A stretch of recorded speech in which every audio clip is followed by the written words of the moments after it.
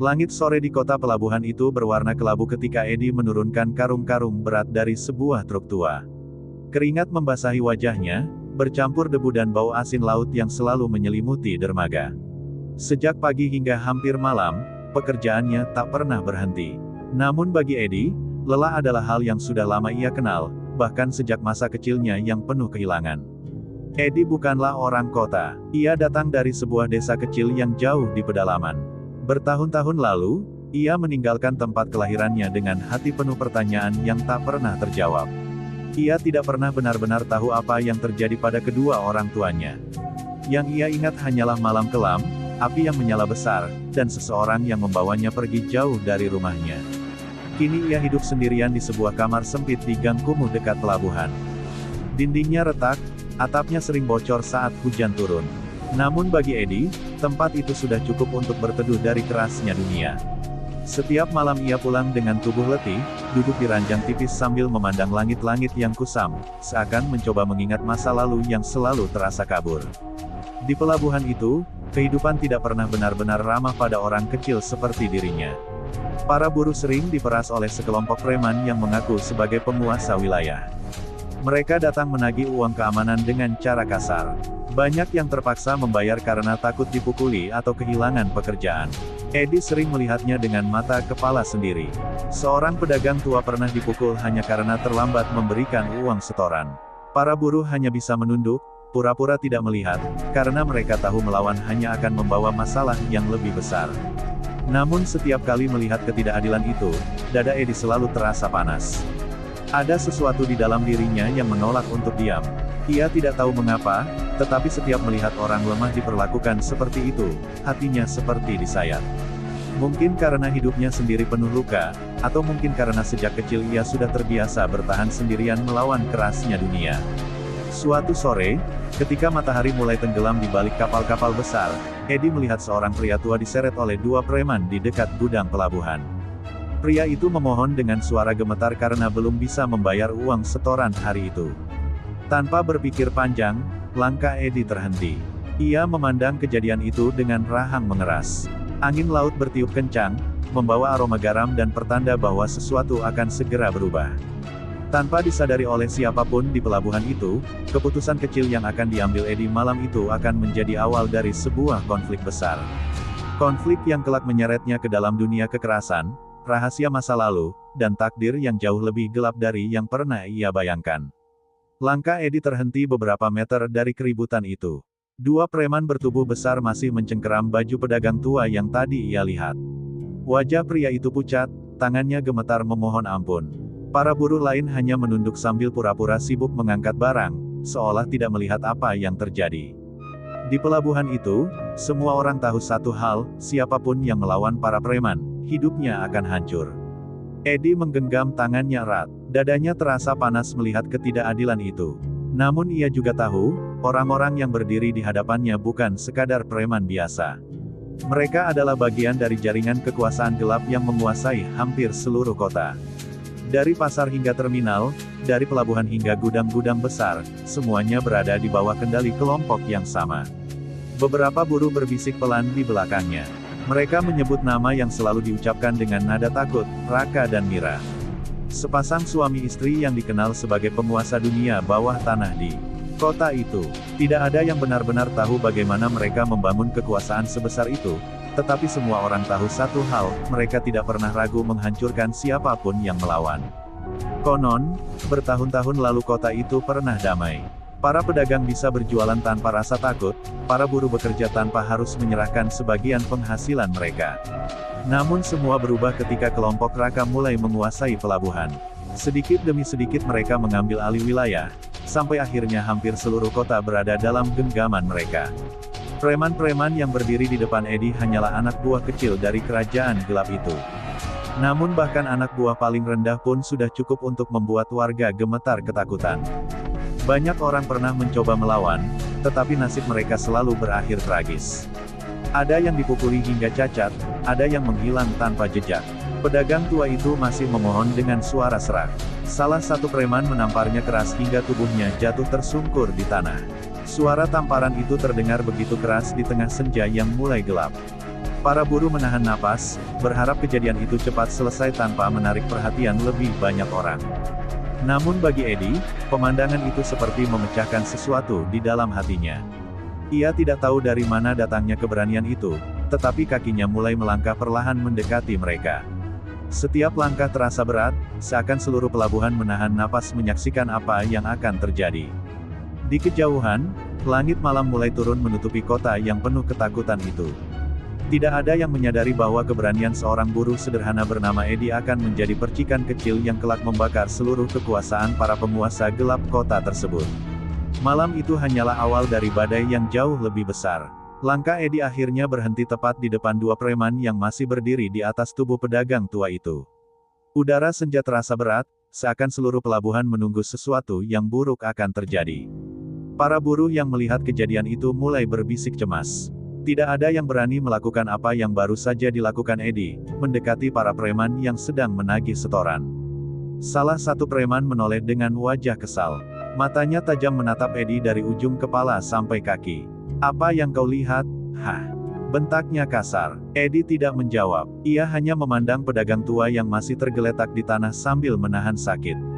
"Dia sudah bilang belum punya uang," kata Eddie akhirnya dengan suara rendah namun tegas. Kata-katanya sederhana, tetapi cukup membuat suasana berubah tegang. Preman kedua tertawa mengejek, seolah mendengar lelucon paling bodoh hari itu. "Ini bukan urusanmu, anak baru," kata preman itu sambil meludah ke tanah. "Kalau tidak mau ikut babak belur, lebih baik kau pergi." Namun Eddie tetap berdiri di tempatnya. Wajahnya terlihat tenang, tetapi sorot matanya keras seperti batu. Pedagang tua itu mencoba bangkit sambil gemetar. "Sudahlah, nak, jangan ikut campur," bisiknya lirih. Ia tahu betul bagaimana kejamnya orang-orang yang berdiri di hadapan mereka. Namun Eddie justru melangkah satu langkah lebih dekat. Preman pertama langsung mendorong bahu Eddie dengan kasar. "Pergi sebelum aku menghajarmu," ancamnya. Dorongan itu cukup kuat untuk membuat orang lain mundur. Tetapi Eddie tidak bergerak sedikit pun. Tubuhnya tetap tegak seperti batu karang yang menahan ombak. Para buruh yang menyaksikan dari jauh mulai gelisah. Mereka tahu apa yang akan terjadi selanjutnya.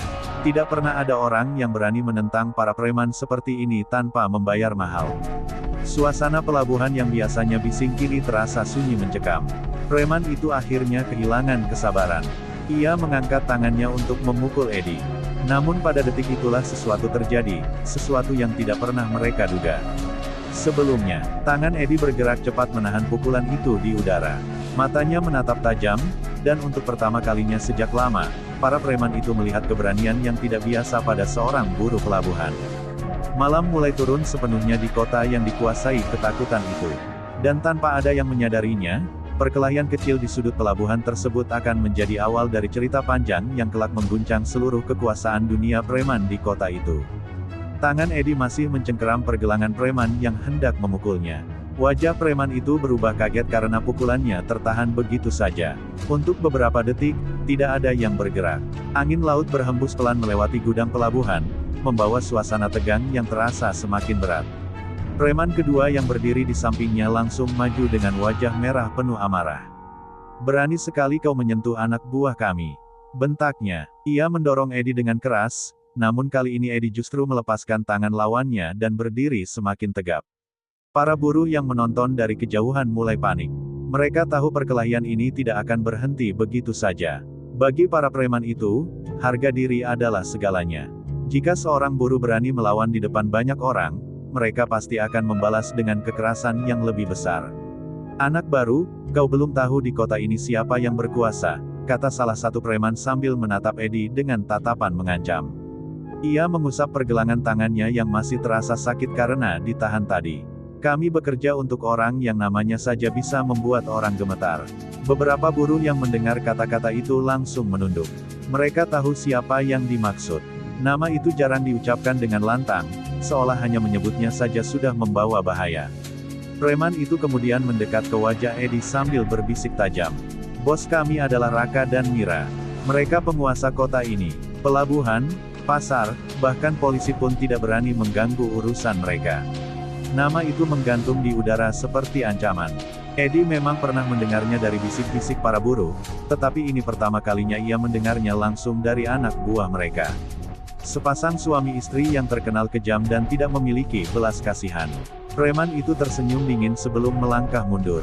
Hari ini kau beruntung karena kami sedang tidak ingin membuat keributan besar, katanya. Namun sorot matanya menunjukkan sesuatu yang jauh lebih berbahaya. Tapi mulai sekarang, kami akan mengingat wajahmu. Mereka akhirnya pergi sambil menyeret pedagang tua itu berdiri dan memperingatkannya untuk segera membayar setoran besok.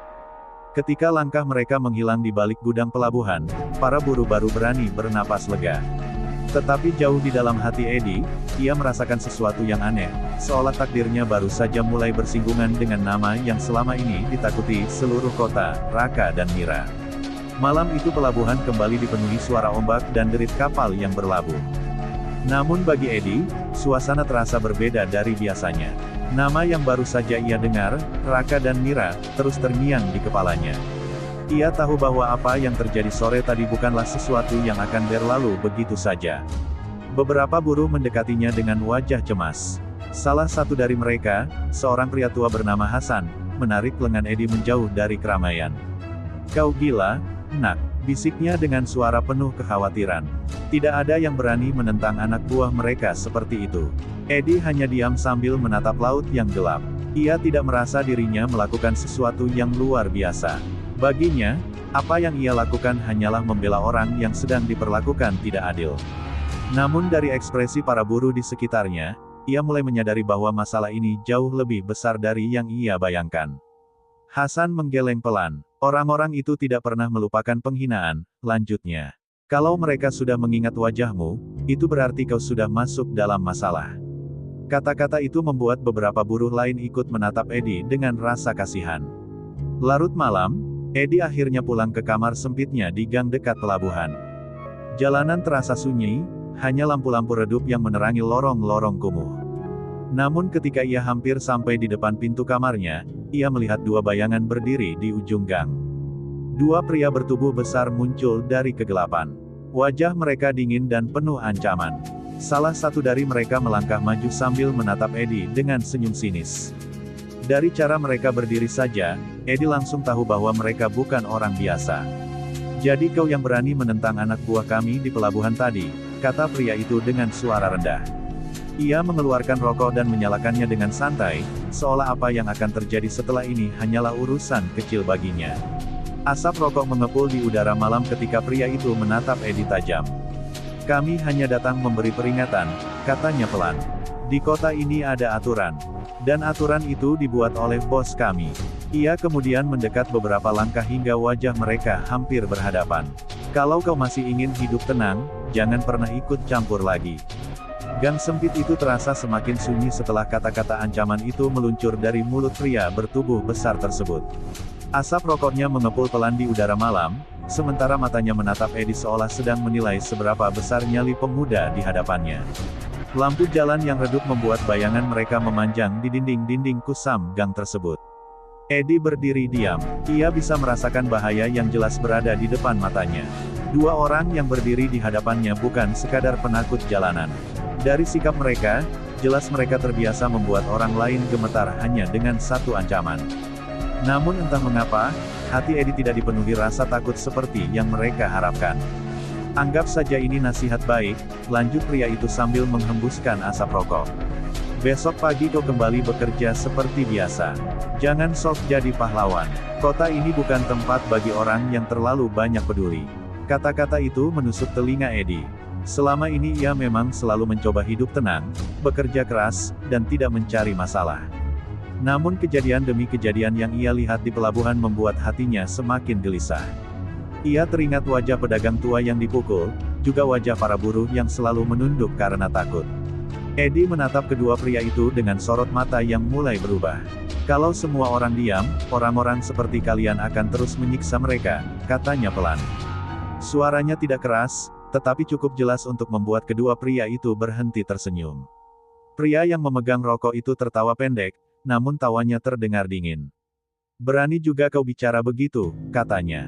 Ia menjatuhkan puntung rokoknya ke tanah lalu menginjaknya perlahan. "Sepertinya kau belum benar-benar mengerti dengan siapa kau berurusan." Namun sebelum mereka mengatakan sesuatu lagi, Eddie justru berbalik dan membuka pintu kamarnya. Ia masuk tanpa menunjukkan rasa takut sedikit pun. Pintu kayu itu tertutup dengan suara pelan, meninggalkan kedua pria itu berdiri di gang sempit dengan ekspresi kesal. Di dalam kamar kecilnya, Eddie duduk di tepi ranjang dengan napas panjang. Malam terasa sangat sunyi, tetapi pikirannya dipenuhi satu keputusan yang mulai menguat di dalam hatinya. Untuk pertama kalinya sejak datang ke kota itu, Eddie menyadari bahwa ia tidak bisa lagi hanya menjadi buruh yang diam. Jika dunia di sekitarnya dipenuhi ketidakadilan, maka mungkin sudah waktunya seseorang berdiri melawan. Pagi berikutnya, pelabuhan kembali dipenuhi suara aktivitas seperti biasa. Truk-truk datang membawa barang, para buruh berteriak saling memberi aba-aba, dan kapal-kapal besar bersandar di dermaga. Namun di antara keramaian itu, ada perasaan gelisah yang tidak terlihat. Banyak buruh masih membicarakan kejadian kemarin, tentang seorang pemuda yang berani menahan pukulan preman. Eddie datang seperti hari-hari biasa. Ia memanggul karung dari truk ke gudang tanpa banyak bicara. Beberapa buruh memandangnya dengan tatapan khawatir, bahkan ada yang mencoba memperingatkannya agar lebih berhati-hati. Tapi Eddie hanya mengangguk pelan, seolah ia sudah siap dengan apapun yang akan terjadi. Tidak lama kemudian, dua orang preman yang sama seperti kemarin muncul kembali di pelabuhan. Kali ini mereka datang dengan langkah lebih kasar dan wajah penuh kemarahan.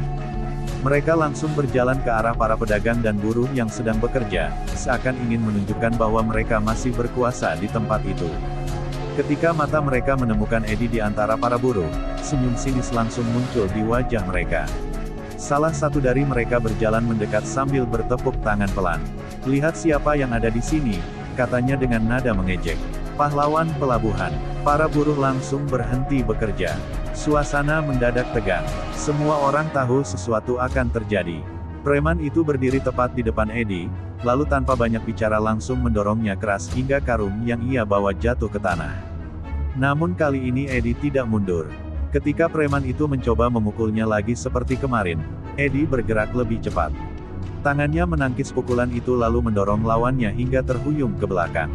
Gerakan itu begitu cepat hingga membuat semua orang di pelabuhan terkejut. Preman kedua langsung menyerang dengan marah. Namun Eddie seolah sudah siap. Ia menghindar, lalu memukul perut lawannya hingga pria itu terjatuh sambil mengerang kesakitan. Dalam hitungan detik, dua preman yang selama ini ditakuti para buruh sudah tergeletak di tanah. Pelabuhan mendadak sunyi. Para buruh menatap Eddie dengan mata terbelalak. Tidak ada yang pernah melihat anak buah penguasa kota dipermalukan seperti ini di depan umum. Sementara dua preman yang tumbang itu perlahan bangkit dengan wajah penuh dendam, menyadari bahwa perlawanan kecil dari seorang buruh kini telah berubah menjadi penghinaan besar bagi kekuasaan mereka. Dua preman yang baru saja dipukul jatuh itu akhirnya berdiri dengan susah payah. Wajah mereka penuh debu dan kemarahan yang sulit disembunyikan. Mereka melotot ke arah Eddie dengan mata merah seperti binatang terluka. Namun untuk pertama kalinya sejak lama, para buruh melihat sesuatu yang belum pernah terjadi sebelumnya, anak buah penguasa kota dipermalukan di depan banyak orang. Salah satu dari mereka menunjuk Eddie dengan tangan gemetar karena menahan amarah. "Ini belum selesai," bentaknya. Suaranya keras, tetapi kali ini tidak lagi dipenuhi rasa percaya diri seperti biasanya. Mereka tahu jika perkelahian itu diteruskan, mungkin mereka akan dipermalukan lebih parah lagi. Dengan langkah kasar, kedua preman itu akhirnya mundur sambil terus menatap Eddie penuh kebencian. Sebelum pergi, salah satu dari mereka berteriak keras agar semua orang mendengar. "Bos kami akan tahu soal ini. Dan saat itu terjadi, kau akan menyesal pernah lahir di kota ini." Kata-kata itu membuat para buruh kembali diliputi rasa takut. Mereka tahu ancaman itu bukan sekadar omong kosong. Jika berita ini sampai ke telinga penguasa mereka, maka masalahnya akan jauh lebih besar dari sekadar perkelahian kecil di pelabuhan. Sementara itu, di sebuah bangunan besar di tengah kota yang dijaga ketat oleh puluhan orang bersenjata, dua preman yang babak belur itu akhirnya berdiri gemetar di hadapan seseorang yang sangat mereka takuti. Ruangan itu gelap dengan cahaya lampu redup, menciptakan suasana yang menekan siapapun yang berada di dalamnya. Di kursi besar di ujung ruangan duduk seorang pria bertubuh tinggi dengan wajah dingin dan tatapan tajam seperti pisau. Dialah Raka, salah satu penguasa dunia bawah tanah yang namanya ditakuti seluruh kota. Di sampingnya berdiri seorang wanita dengan aura yang sama mengerikannya, Mira, yang terkenal bahkan lebih kejam dari banyak pria di dunia preman. Salah satu preman yang terluka mencoba menjelaskan dengan suara gemetar. "Bos, ada seorang buruh pelabuhan yang berani melawan kami. Dia memukul kami di depan banyak orang." Kalimat itu terasa berat keluar dari mulutnya, seolah mengakui kekalahan adalah dosa besar. Ruangan itu tiba-tiba terasa sangat sunyi. Raka perlahan berdiri dari kursinya, sementara Mira menatap tajam dengan ekspresi dingin yang sulit dibaca. Dari kejauhan, suara jam dinding berdetak pelan. Dan di saat itulah, kemarahan mulai tumbuh dalam hati dua penguasa yang selama ini tidak pernah membiarkan siapapun mempermalukan kekuasaan mereka. Ruangan besar itu terasa mencekam ketika laporan tentang kekalahan anak buah mereka selesai disampaikan. Raka berdiri diam dengan tangan di belakang punggungnya, sementara matanya menatap dingin ke arah dua preman yang masih babak belur. Tidak ada teriakan, tidak ada amarah yang meledak. Namun justru kesunyian itu membuat mereka semakin ketakutan. Mira melangkah perlahan mendekati mereka. Sepatu haknya berbunyi pelan di lantai marmer yang mengilap. Ia menatap wajah-wajah penuh luka itu dengan ekspresi yang sulit ditebak. "Kalian dipukul oleh seorang buruh?" Tanyanya pelan, tetapi suaranya terasa tajam seperti pisau. Kedua preman itu menunduk dalam-dalam. Salah satu dari mereka mengangguk dengan gemetar. Dia bukan buruh biasa, bos. Gerakannya cepat. Dia tidak takut pada kami," katanya terbata-bata. Raka akhirnya berbicara dengan suara rendah yang penuh tekanan. "Namanya?" tanyanya singkat. "Edi, bos." "Namanya Edi?" jawab preman itu. Nama itu menggantung di udara beberapa detik. Mira menatap kosong ke depan seolah sedang memikirkan sesuatu. Namun Raka justru menyeringai tipis, senyuman dingin yang membuat siapapun yang melihatnya langsung merasa tidak nyaman. "Seorang buruh berani mempermalukan anak buahku di depan banyak orang," katanya pelan. "Kalau kabar ini menyebar, orang-orang akan mulai berpikir kita lemah." Ia kemudian menoleh ke arah para penjaga yang berdiri di sisi ruangan. "Cari dia," perintah Raka dengan suara tegas. "Aku tidak peduli di mana dia bersembunyi. Bawa dia ke sini." Tatapannya menjadi lebih gelap. "Hidup atau mati." Perintah itu langsung membuat seluruh anak buahnya bergerak. Dalam waktu singkat, kabar tentang seorang pemuda bernama Edi mulai menyebar di dunia bawah tanah kota itu. Orang-orang mulai membicarakan tentang seorang buruh pelabuhan yang berani menentang kekuasaan besar yang selama ini tak tersentuh. Sementara itu, Edi sama sekali belum menyadari badai besar yang sedang bergerak menuju dirinya. Ia masih bekerja di pelabuhan seperti biasa. Namun di sudut-sudut kota yang gelap, mata-mata mulai mencari wajahnya. Dan tanpa ia sadari, perkelahian kecil yang ia lakukan kini telah berubah menjadi awal dari sebuah pemburuan besar. Kabar tentang pemburuan itu mulai menyebar perlahan di pelabuhan. Para buruh yang mendengarnya tidak berani membicarakannya terlalu keras. Mereka hanya saling berbisik sambil melirik ke arah Edi yang masih bekerja memanggul barang seperti biasa. Banyak dari mereka merasa kagum, tetapi lebih banyak lagi yang merasa khawatir. Siang itu matahari bersinar terik ketika Edi sedang beristirahat di dekat tumpukan peti kayu. Ia duduk sambil mengelap keringat dari wajahnya. Namun dari kejauhan, seorang pedagang tua yang kemarin ia tolong berjalan mendekatinya dengan langkah pelan. Pria tua itu membawa dua gelas teh hangat. Ia menyerahkan salah satunya kepada Edi dengan tangan yang masih sedikit gemetar. "Terima kasih atas apa yang kau lakukan kemarin, nak," katanya dengan suara serak. "Kalau bukan karena kau, mungkin aku sudah dipukuli lebih parah." Edi hanya tersenyum tipis. "Tidak apa-apa, Pak, mereka tidak berhak memperlakukan orang seperti itu," jawabnya tenang. Namun pedagang tua itu tidak langsung pergi. Ia justru menatap wajah Edi dengan tatapan yang aneh, seolah sedang mencoba mengingat sesuatu yang lama terlupakan. "Maaf kalau aku bertanya, tapi dari mana asalmu sebenarnya?" tanya pria tua itu perlahan. Edi sedikit terdiam. Pertanyaan itu selalu terasa sulit baginya. "Dari desa kecil di utara," jawabnya akhirnya. "Tapi aku sudah lama meninggalkan tempat itu. Banyak hal yang tidak lagi kuingat." Pedagang tua itu mengerutkan kening. Ia masih menatap wajah Edi dengan serius. "Wajahmu sangat mirip dengan seseorang yang pernah kulihat bertahun-tahun lalu," katanya pelan. "Seorang pria yang dulu sangat ditakuti di kota ini." Kata-kata itu membuat Edi sedikit heran. "Siapa?" tanyanya. Pria tua itu ragu sejenak sebelum menjawab. Matanya menatap ke arah laut yang luas seakan sedang mengingat masa lalu yang kelam. "Sudah lama sekali, mungkin aku salah. katanya akhirnya. Namun sebelum pergi, ia menoleh lagi ke arah Eddie dengan ekspresi yang sulit dijelaskan. Tapi entah kenapa, setiap kali aku melihatmu, rasanya seperti melihat bayangan seseorang dari masa lalu kota ini. Kata-kata pedagang tua itu masih terngiang di kepala Eddie sepanjang hari. Wajahmu mirip seseorang dari masa lalu kota ini. Kalimat itu terasa aneh baginya. Ia tidak pernah merasa memiliki hubungan apapun dengan kota tersebut selain sebagai buruh yang datang untuk mencari kehidupan. Sore mulai turun di pelabuhan ketika para buruh selesai bekerja. Langit berubah hingga kemerahan, sementara kapal-kapal mulai menyalakan lampu di sepanjang dermaga. Eddie berjalan pulang seperti biasa melewati jalan yang sepi menuju gang tempat kamar kecilnya berada. Namun kali ini suasana terasa berbeda. Jalanan lebih sunyi dari biasanya. Bahkan suara kendaraan pun hampir tidak terdengar. Eddie mulai merasakan sesuatu yang tidak beres, seolah ada mata yang mengawasinya dari kegelapan. Ketika ia memasuki sebuah lorong sempit di dekat gudang tua, langkahnya tiba-tiba terhenti. Dari bayangan gelap di depan, beberapa pria bertubuh besar keluar perlahan.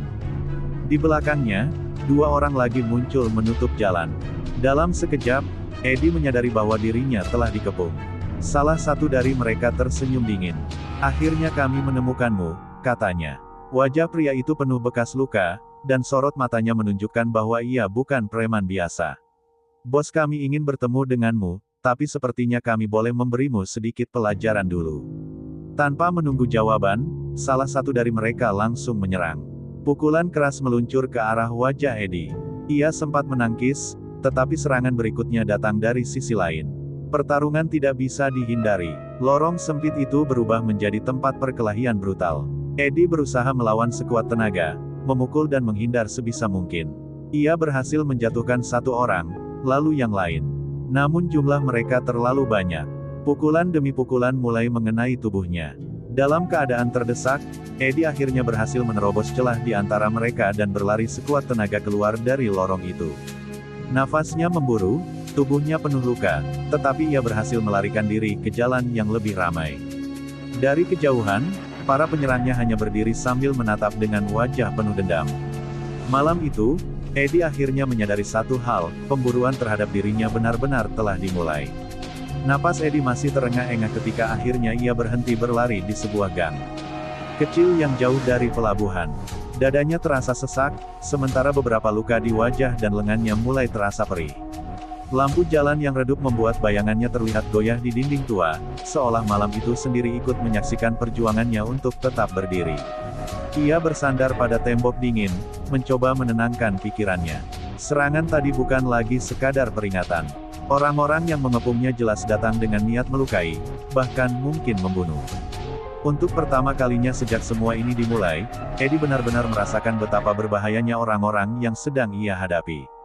Namun sebelum ia sempat berjalan lagi, suara langkah kaki terdengar dari ujung gang. Eddie langsung bersiap, mengira para penyerang tadi berhasil menemukannya lagi. Tangannya mengepal, tubuhnya menegang menunggu kemungkinan terburuk. Tetapi yang muncul justru tiga orang pria yang ia kenal dari pelabuhan. Salah satunya adalah Hasan, buruh tua yang selama ini sering bekerja bersamanya. Wajah mereka terlihat khawatir ketika melihat kondisi Eddie yang penuh luka. "Syukurlah kami menemukanmu," kata Hasan sambil mendekat. "Kami melihat orang-orang itu mengejarmu dari jauh." Ia menggeleng pelan melihat luka di wajah Eddie. "Aku sudah bilang, mereka tidak akan tinggal diam." Eddie mencoba tersenyum tipis meskipun tubuhnya masih terasa sakit. "Sepertinya mereka memang serius ingin membuatku diam," katanya pelan. Namun Hasan justru menatapnya dengan mata yang berbeda, bukan hanya khawatir, tetapi juga penuh tekad. "Justru karena itu kami datang," kata Hasan tegas. Dua pria di belakangnya mengangguk setuju. "Selama ini kami semua hanya diam karena takut. Tapi setelah melihatmu melawan mereka, kami sadar sesuatu." Eddie menatap mereka dengan heran. Hasan kemudian melanjutkan dengan suara pelan namun penuh keberanian. "Kami mungkin bukan petarung hebat. Tapi kalau kau benar-benar ingin melawan mereka, kau tidak harus melakukannya sendirian." Di tengah gelapnya malam, untuk pertama kalinya sejak konflik ini dimulai, Eddie menyadari bahwa perjuangannya mulai menarik orang-orang lain yang juga lelah hidup dalam ketakutan. Malam semakin larut ketika Eddie dan tiga buruh yang menolongnya berjalan perlahan kembali ke arah pelabuhan. Luka di wajah Edi sudah dibersihkan seadanya oleh Hasan menggunakan air dari botol yang ia bawa. Meski tubuhnya masih terasa sakit, Edi bisa merasakan sesuatu yang berbeda di dalam hatinya, ia tidak lagi sendirian menghadapi semua ini. Namun ketenangan itu tidak bertahan lama. Keesokan harinya, saat matahari baru saja naik dan aktivitas pelabuhan mulai ramai, suasana tiba-tiba berubah. Beberapa mobil hitam berhenti di dekat gudang besar. Para buruh langsung berhenti bekerja ketika melihat siapa yang turun dari kendaraan itu. Dari mobil pertama keluar seorang pria tinggi dengan jas hitam dan wajah yang sangat dingin. Langkahnya tenang tetapi penuh wibawa yang membuat orang-orang di sekitarnya langsung menunduk. Dialah Raka, penguasa dunia bawah tanah yang selama ini hanya dikenal melalui cerita dan bisikan ketakutan. Di belakangnya, seorang wanita turun dari mobil lain. Penampilannya anggun namun sorot matanya tajam seperti pisau. Aura yang ia bawa membuat para preman di sekitarnya terlihat jauh lebih kecil. Dialah Mira, wanita yang konon tidak pernah ragu menjatuhkan hukuman kepada siapapun yang berani menentang mereka. Para buruh saling berbisik dengan wajah pucat. Tidak pernah sebelumnya kedua penguasa itu datang langsung ke pelabuhan hanya karena satu masalah kecil. Namun kali ini mereka benar-benar berdiri di sana, menatap sekeliling seolah sedang mencari sesuatu. Tatapan Raka akhirnya berhenti pada satu orang, Edi. Pemuda itu berdiri di antara para buruh lain dengan tubuh tegak meskipun luka di wajahnya masih terlihat jelas. Mata mereka bertemu untuk pertama kalinya. Raka menyeringai tipis, seolah menemukan sesuatu yang menarik. "Jadi, kau yang bernama Edi," katanya dengan suara rendah namun jelas terdengar oleh semua orang di sekitar.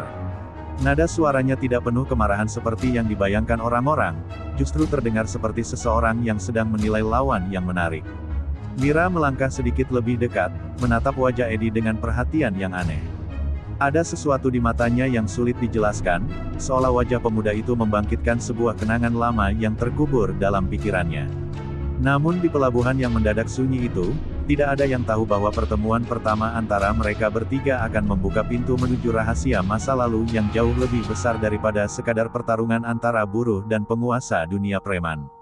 Pelabuhan yang biasanya dipenuhi suara aktivitas kini berubah menjadi sunyi mencekam. Para buruh berhenti bekerja, pedagang menahan napas, dan semua mata tertuju pada tiga orang yang berdiri saling berhadapan di tengah dermaga, Edi, Raka, dan Mira. Angin laut berhembus pelan membawa bau asin yang terasa tajam di udara. Raka menatap Edi dengan senyum tipis yang sulit ditebak artinya. Ia berjalan perlahan mendekat, sementara para preman di belakangnya berdiri dengan sikap siaga. "Aku mendengar banyak cerita tentangmu," katanya dengan suara rendah namun penuh wibawa. "Seorang buruh pelabuhan yang berani menjatuhkan anak buahku." Edi tidak mundur. Meski tubuhnya masih terasa sakit akibat serangan semalam, ia tetap berdiri tegak. Sorot matanya tenang, tetapi penuh keberanian yang tidak biasa. "Kalau mereka tidak menindas orang lain, aku tidak perlu melawan," jawabnya singkat. Beberapa preman langsung terlihat marah mendengar jawaban itu. Namun Raka justru tertawa pelan, seolah kata-kata Edi adalah sesuatu yang menghiburnya. Ia memiringkan kepala sedikit, menatap pemuda itu dengan lebih serius. Sementara itu, Mira yang sejak tadi diam tiba-tiba melangkah lebih dekat. Matanya meneliti wajah Edi dengan sangat lama, seolah mencoba membaca sesuatu yang tersembunyi. Ekspresinya berubah sedikit, bukan marah, bukan pula terkejut, melainkan seperti seseorang yang sedang melihat bayangan masa lalu. Tatapan itu membuat Edi merasa aneh. Ia tidak tahu mengapa wanita di depannya menatapnya seperti itu, seolah mengenalnya dari suatu tempat. Namun Edi yakin dirinya belum pernah bertemu wanita itu sebelumnya. "Kenapa kau menatapku seperti itu?" tanya Edi akhirnya dengan nada curiga. Mira tidak langsung menjawab. Ia hanya menyipitkan mata sedikit, lalu berkata pelan, hampir seperti berbicara kepada dirinya sendiri. "Wajahmu sangat familiar." Suaranya terdengar lirih namun penuh keanehan. Raka menoleh ke arah Mira dengan alis terangkat, sementara para buruh yang menyaksikan dari kejauhan tidak memahami apa yang sedang terjadi.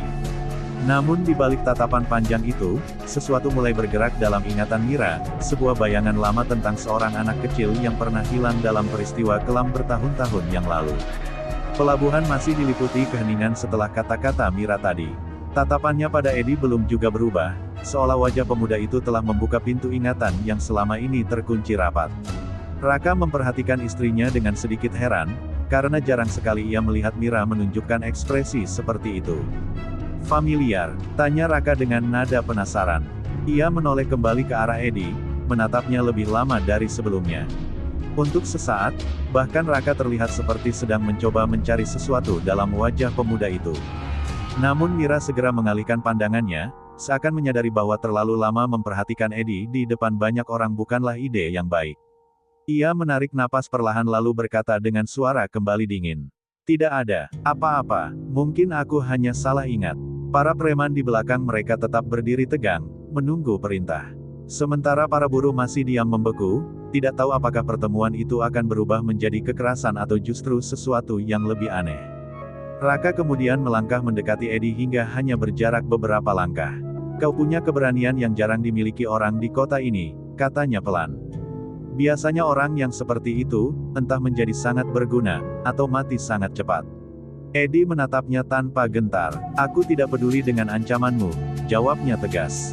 "Selama kalian terus menyiksa orang-orang di sini, aku akan tetap melawan." Beberapa preman langsung bergerak maju karena marah, tetapi Raka mengangkat tangannya memberi isyarat agar mereka berhenti.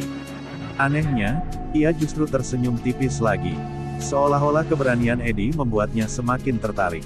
Namun saat mereka akhirnya berbalik meninggalkan pelabuhan, Mira sempat menoleh sekali lagi ke arah Edi. Tatapannya lebih tajam dari sebelumnya, penuh dengan pertanyaan yang belum terjawab. Di dalam hatinya, sebuah kecurigaan mulai tumbuh, sebuah kemungkinan yang terasa mustahil, tetapi terlalu kuat untuk diabaikan. Dan tanpa diketahui siapapun, sejak saat itu Mira mulai memerintahkan orang-orangnya untuk diam-diam menyelidiki masa lalu seorang pemuda bernama Edi. Setelah Raka dan Mira meninggalkan pelabuhan, suasana yang tegang perlahan mulai mencair. Para buruh kembali bekerja, tetapi bisikan-bisikan pelan terdengar di mana-mana. Tidak ada yang menyangka seorang buruh seperti Edi bisa berdiri begitu tenang di hadapan dua penguasa paling ditakuti di kota itu. Hasan mendekati Edi dengan wajah khawatir. "Apa kau sadar siapa yang tadi berdiri di depanmu?" tanyanya pelan. Edi hanya mengangguk tanpa banyak bicara. Di dalam pikirannya, pertemuan tadi terasa aneh, terutama tatapan Mira yang terus terbayang di kepalanya. Hari itu Edi bekerja lebih diam dari biasanya. Setiap kali ia mengangkat karung atau memindahkan peti, pikirannya kembali pada wajah wanita itu. Ada sesuatu dalam tatapan Mira yang membuatnya merasa tidak nyaman, seolah wanita itu mengenalnya dari suatu tempat yang jauh di masa lalu. Malamnya, ketika Edi kembali ke kamar sempitnya di gang dekat pelabuhan, ia duduk sendirian di atas ranjang tipis. Lampu kecil di langit-langit berayun pelan diterpa angin dari jendela yang setengah terbuka. Kesunyian malam membuat pikirannya mulai dipenuhi bayangan-bayangan lama. Tiba-tiba sebuah potongan ingatan muncul di benaknya. Bayangan rumah kayu yang terbakar, suara orang-orang berteriak, dan cahaya api yang menyala terang di tengah malam. Edi menutup matanya erat-erat ketika kenangan itu datang begitu tiba-tiba. Ia ingat dirinya yang masih kecil, berlari dalam kepanikan di tengah kobaran api. Ada seseorang yang menggendongnya, membawanya pergi dari rumah yang terbakar. Namun wajah orang itu selalu kabur setiap kali ia mencoba mengingatnya. Edi menghela napas panjang dan membuka matanya kembali. Sejak kecil, ingatan tentang masa lalunya selalu terpecah-pecah seperti potongan mimpi yang tidak pernah lengkap. Ia tidak pernah benar-benar tahu apa yang terjadi pada keluarganya malam itu. Di luar kamar kecilnya, angin malam berhembus pelan melalui gang sempit yang gelap. Edi tidak tahu bahwa di tempat lain di kota itu, seseorang juga sedang memikirkan masa lalu yang sama. Mira duduk di ruang kerjanya yang sunyi, menatap sebuah berkas penyelidikan tentang seorang pemuda bernama Edi, sementara sebuah kecurigaan yang semakin kuat mulai tumbuh di dalam hatinya. Malam di markas besar mereka terasa sunyi. Di dalam ruang kerja yang luas dengan lampu temaram, Mira duduk sendirian di balik meja kayu besar. Di hadapannya terbentang beberapa berkas yang baru saja dibawa oleh orang kepercayaannya. Semua dokumen itu berisi informasi tentang seorang pemuda yang kini mulai mengusik ketenangan kekuasaan mereka, Edi. Mira membuka lembar demi lembar dengan perlahan. Laporan itu berisi riwayat hidup Edi yang berhasil dikumpulkan dari berbagai tempat. Tidak banyak yang diketahui tentang masa kecilnya. Yang tercatat hanya bahwa ia pernah ditemukan seorang diri di sebuah desa kecil setelah kebakaran besar bertahun-tahun lalu. Mira berhenti membaca sejenak. Tangannya membeku di atas kertas. Kata, kebakaran besar, membuat sesuatu bergetar di dalam ingatannya. Matanya perlahan menyipit, sementara bayangan masa lalu mulai muncul kembali di pikirannya. Ia berdiri lalu berjalan menuju jendela besar yang menghadap ke kota. Lampu-lampu kota berkilauan di kejauhan, tetapi pikiran Mira justru melayang ke masa belasan tahun lalu, sebuah malam ketika rumah persembunyian mereka pernah terbakar hebat dalam sebuah serangan mendadak. Dalam kebakaran itu, ada seorang anak kecil yang mereka kira telah mati. Anak itu menghilang di tengah kekacauan malam penuh api dan peluru. Bertahun-tahun Mira mencoba melupakan peristiwa itu, mengubur rasa kehilangan jauh di dalam hatinya. Tangan Mira gemetar ketika ia kembali melihat foto kecil yang terlampir dalam berkas Eddie. Ia mengangkat foto itu perlahan ke dekat lampu meja. Wajah pemuda dalam foto itu jelas, mata yang tajam, rahang yang tegas, dan garis wajah yang entah mengapa terasa sangat familiar baginya. Tidak mungkin, bisiknya pelan.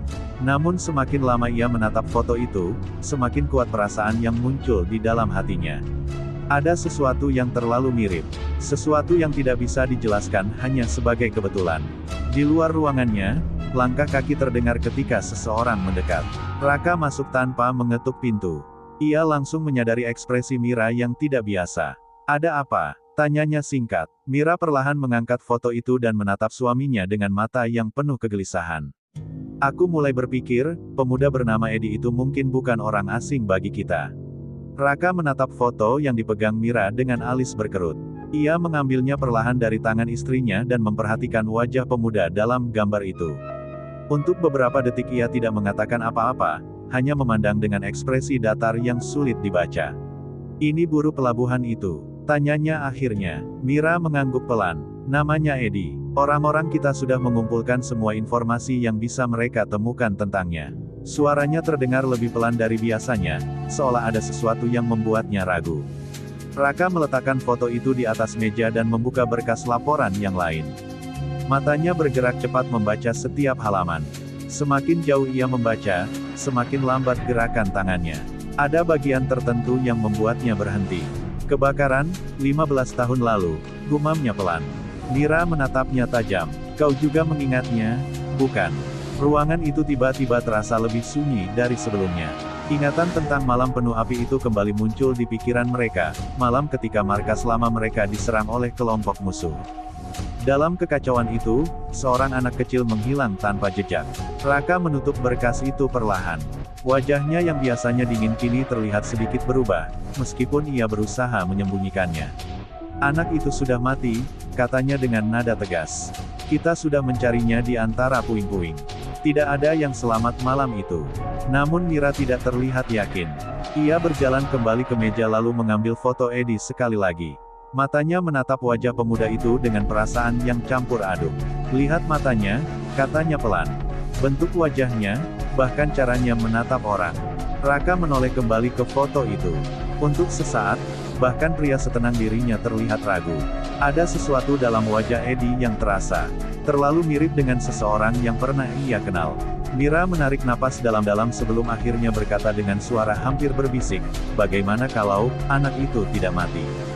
Ia menatap Raka dengan tatapan yang penuh kegelisahan. Bagaimana kalau Eddie adalah anak kita yang hilang dulu?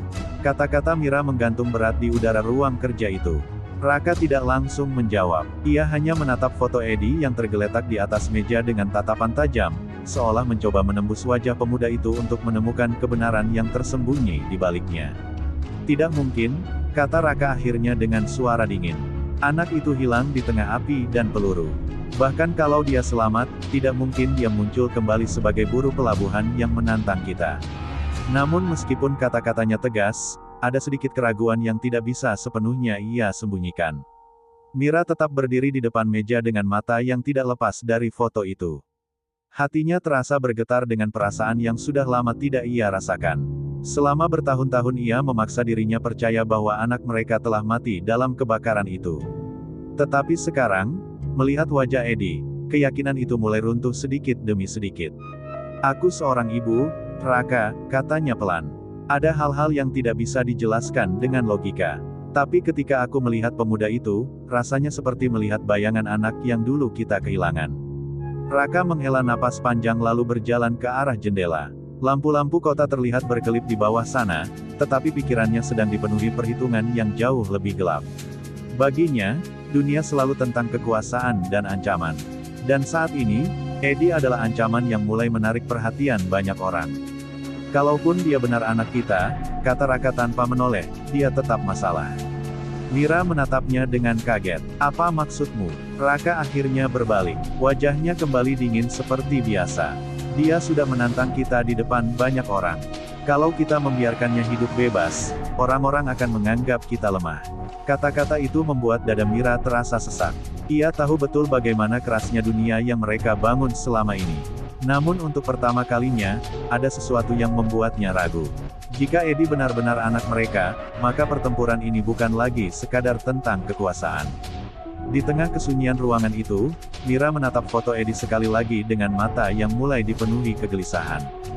Di dalam hatinya muncul sebuah dilema yang mengoyak perasaannya, antara mempertahankan kekuasaan yang mereka bangun selama bertahun-tahun, atau menghadapi kemungkinan bahwa musuh yang sedang mereka buru mungkin adalah darah daging mereka sendiri. Malam itu suasana di markas Raka dan Mira terasa jauh lebih dingin dari biasanya. Percakapan mereka sebelumnya masih menggantung di udara seperti bayangan yang tidak mau pergi. Foto Eddie masih tergeletak di atas meja, menjadi saksi dari rahasia yang perlahan mulai terbuka. Raka berdiri di depan jendela besar, menatap kota yang berkilau oleh lampu-lampu malam. Bagi orang lain, kota itu mungkin terlihat indah. Namun bagi Raka, setiap sudut kota adalah wilayah kekuasaan yang ia bangun dengan darah, ketakutan, dan kekerasan. Masalah ini tidak boleh dibiarkan berlarut-larut, katanya akhirnya dengan suara rendah namun tegas. Semakin lama dia hidup bebas, semakin banyak orang yang akan berani melawan kita. Mira berdiri beberapa langkah di belakangnya. Hatinya terasa berat mendengar kata-kata itu. Ia tahu betul apa arti kalimat tersebut. Dalam dunia yang mereka bangun, ancaman selalu diselesaikan dengan cara yang sama, dihilangkan. Raka, kita bahkan belum tahu kebenarannya, katanya pelan. Bagaimana kalau dia benar-benar cukup? Raka memotong kata-katanya dengan tajam. Ia berbalik menatap Mira dengan sorot mata yang dingin seperti baja. Aku tidak peduli siapa dia. Anak kita sudah mati bertahun-tahun lalu. Yang ada sekarang hanyalah seorang pemuda yang berani menantang kekuasaan kita. Kata-kata itu membuat Mira terdiam. Ia tahu Raka bukan orang yang mudah digoyahkan oleh perasaan. Bagi pria itu, dunia selalu tentang siapa yang kuat dan siapa yang harus disingkirkan. Beberapa menit kemudian, Raka memanggil beberapa anak buah kepercayaannya masuk ke ruangan. Mereka berdiri tegap menunggu perintah. Suasana ruangan langsung berubah tegang. Cari pemuda itu, kata Raka dengan suara dingin yang membuat siapapun yang mendengarnya merinding. Kali ini aku tidak ingin dia hanya dipukuli. Tatapannya menjadi lebih gelap. Kalau dia melawan, habisi dia. Mira menutup matanya perlahan ketika mendengar perintah itu. Ia tidak mengatakan apa-apa, tetapi di dalam hatinya badai besar sedang terjadi. Sementara itu, jauh di pelabuhan, Eddie sama sekali belum tahu bahwa keputusan besar telah diambil malam itu, keputusan yang akan menyeret mereka semua ke dalam pertarungan yang tidak bisa lagi dihindari. Malam turun dengan langit gelap yang menggantung di atas pelabuhan. Angin laut berhembus lebih kencang dari biasanya, membuat suasana terasa tidak tenang. Di salah satu sudut gudang tua yang jarang digunakan, Eddie berdiri sendirian setelah dipancing keluar oleh kabar bahwa para preman ingin berbicara dengannya. Namun ketika ia tiba, yang muncul bukan hanya beberapa preman seperti yang ia duga. Lampu mobil menyala terang dari kejauhan, dan beberapa kendaraan hitam berhenti di sekitar gudang. Puluhan anak buah bersenjata turun dan mengelilingi tempat itu, menutup semua jalan keluar. Di antara mereka, dua sosok berjalan maju dengan langkah tenang namun penuh wibawa, Raka dan Mira. Kedatangan mereka membuat udara malam terasa semakin berat. Para preman di belakang mereka berdiri dengan sikap siap, menunggu perintah. Eddie menatap mereka dengan tenang meskipun ia tahu dirinya telah dikepung. Jadi akhirnya kalian datang sendiri, katanya dengan suara tegas. Kalau ingin menghentikanku, lakukan saja. Raka tersenyum tipis, senyum yang dingin dan penuh ancaman. Keberanianmu memang menarik, katanya sambil melangkah lebih dekat. Tapi malam ini semuanya akan berakhir. Beberapa preman langsung maju untuk menyerang. Perkelahian brutal pun pecah di depan gudang itu. Eddie bertarung sekuat tenaga, menjatuhkan satu demi satu lawan yang mencoba mendekat. Namun jumlah mereka terlalu banyak. Pukulan demi pukulan mulai mengenai tubuhnya hingga akhirnya ia tersungkur di tanah. Raka berjalan mendekat dengan langkah perlahan, sementara para anak buahnya berhenti menyerang. Eddie mencoba bangkit meskipun tubuhnya penuh luka. Tatapan mereka bertemu dalam keheningan yang menegangkan. Namun sebelum Raka memberi perintah terakhir, Mira tiba-tiba berteriak keras. "Berhenti!" Suaranya menggema di antara gudang dan kendaraan yang mengelilingi mereka. Semua orang terdiam. Mira berjalan mendekat dengan wajah yang dipenuhi emosi yang selama ini ia sembunyikan. Matanya menatap Eddie dengan perasaan yang bercampur antara sakit dan harapan. Dengan suara bergetar yang hampir tidak pernah didengar siapapun sebelumnya, ia akhirnya berkata, "Hentikan semuanya, dia bukan musuh kita." Ia menarik napas dalam-dalam sebelum melanjutkan dengan kalimat yang mengguncang semua orang di sana. "Dia, anak kita." Udara malam terasa membeku setelah kata-kata Mira menggema di sekitar gudang tua itu. Para preman yang tadi siap menyerang langsung saling menatap bingung. Bahkan Raka sendiri tampak terdiam beberapa detik, seolah kata-kata itu baru saja menghantam sesuatu yang selama ini terkunci dalam dirinya. Eddie yang masih berlutut di tanah mengangkat wajahnya perlahan. Nafasnya berat, darah menetes dari pelipisnya, namun tatapannya berubah. Penuh kebingungan. "Apa yang kau katakan?" Suaranya terdengar serak. Mira melangkah lebih dekat, mengabaikan para anak buah yang menatapnya dengan heran. Wajahnya yang biasanya dingin kini terlihat berbeda, penuh emosi yang selama ini ia sembunyikan. "Aku sudah menyelidiki semuanya," katanya pelan namun jelas. "Kebakaran 15 tahun lalu, anak yang hilang malam itu, semua bukti mengarah padamu." Eddie menggeleng pelan, seolah mencoba menolak kenyataan yang terlalu berat untuk diterima. "Tidak, itu tidak mungkin," katanya lirih. Sejak kecil ia hidup dengan keyakinan bahwa keluarganya telah hilang atau mati. Tidak pernah terlintas di pikirannya bahwa orang-orang paling kejam di kota ini justru memiliki hubungan darah dengannya. Raka akhirnya melangkah maju. Wajahnya kembali dingin, tetapi sorot matanya tidak lagi setenang biasanya. Ia menatap Eddie lama sekali, seolah melihat bayangan masa lalu yang tiba-tiba hidup kembali di hadapannya. "Kalau dia memang anak kita," kata Raka dengan suara rendah, "dia tetap telah mempermalukan kita di depan seluruh kota." Kata-kata itu terasa seperti pisau yang dingin. Eddie perlahan berdiri meskipun tubuhnya gemetar. Matanya bergantian menatap Raka dan Mira. "Jadi, kalian yang selama ini menindas orang-orang di kota ini, adalah orang tuaku," katanya dengan nada pahit yang penuh luka. Mira menunduk sedikit, seolah tidak sanggup menatap langsung rasa sakit di mata Eddie. Namun Raka tetap berdiri tegak tanpa menunjukkan penyesalan.